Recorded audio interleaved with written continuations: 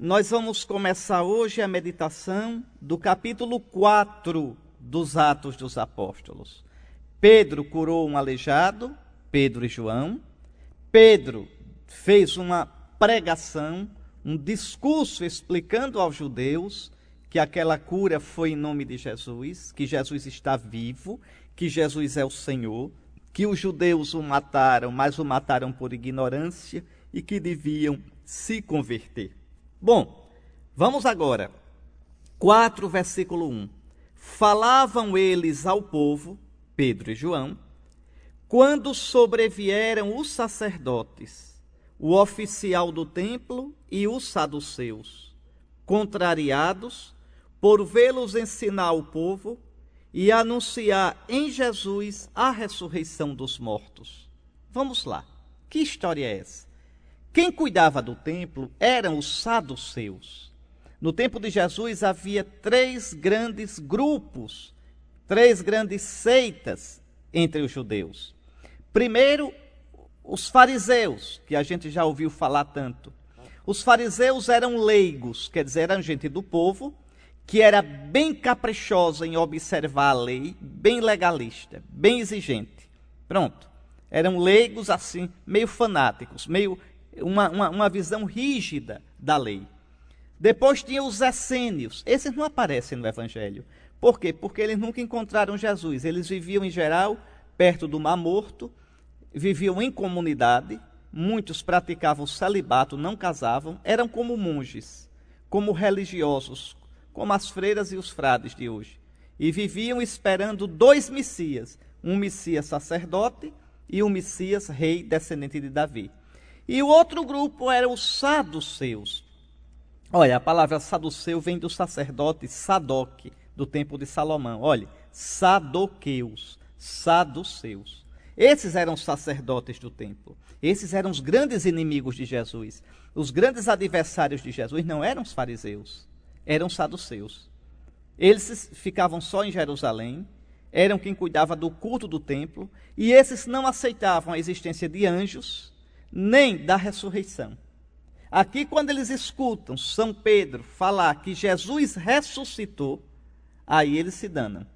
Vejam, eles se danam porque, primeiro, eles não gostavam de Jesus, e segundo, porque São Pedro aqui prega a ressurreição em Jesus.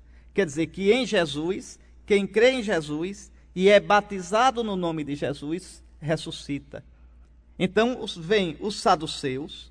Os sacerdotes eram do grupo dos saduceus, eles vêm com o oficial do templo, tá certo? Contrariados, vejam, vieram, tá certo, para prender. Olha aqui, versículo 3, lançaram as mãos neles e os recolheram ao cárcere até a manhã seguinte, pois já estava entardecendo.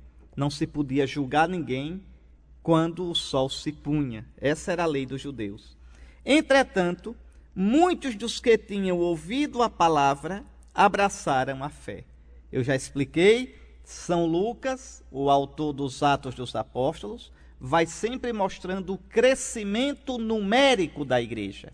É o modo que ele tem de mostrar a vitalidade que o Espírito Santo de Cristo ressuscitado provoca na igreja.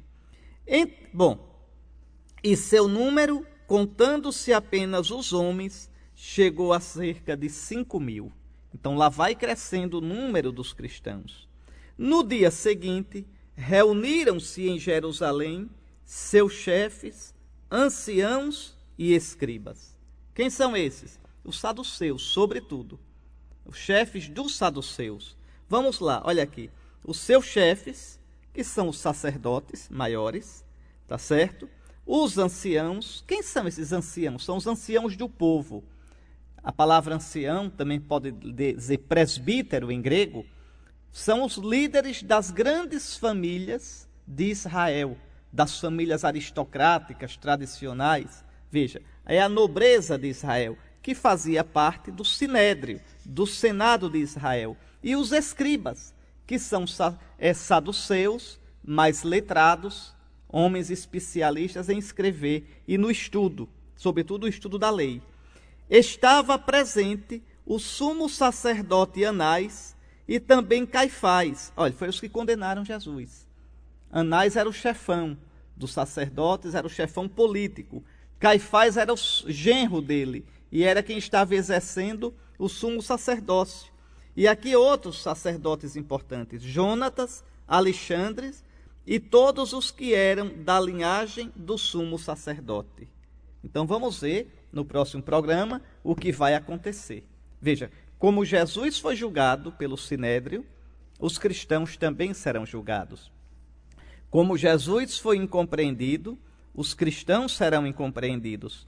Como Jesus foi perseguido, os cristãos serão perseguidos. Jesus tinha dito, para o discípulo basta ser como o seu mestre.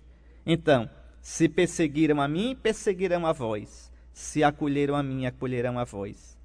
Então, ser cristão, para o cristão, uma grande dignidade é partilhar da sorte de Cristo.